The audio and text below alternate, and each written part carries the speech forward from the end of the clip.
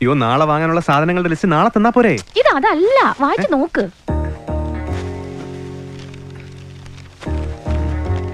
10 ദിവസം ട്രെയിനിങ്, ഡൽഹി താമസം, മജിസ്ട്രേറ്റ് ആവാനുള്ള പ്രയോറിറ്റി കിട്ടും. അതിനോ?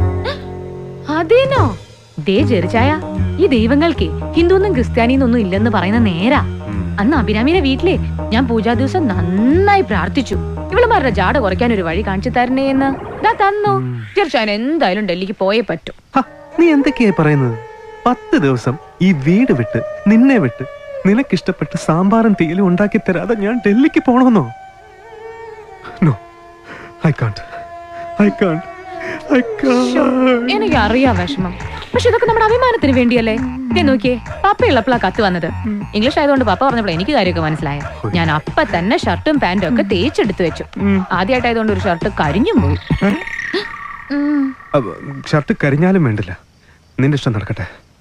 ദുഃഖത്തോടെ ആണെങ്കിലും ഞാൻ ഡൽഹിക്ക് പോവാം. പക്ഷെ ഒരു കാരണവശാലും വീണേ അഭിരാമി അറിയരുത്.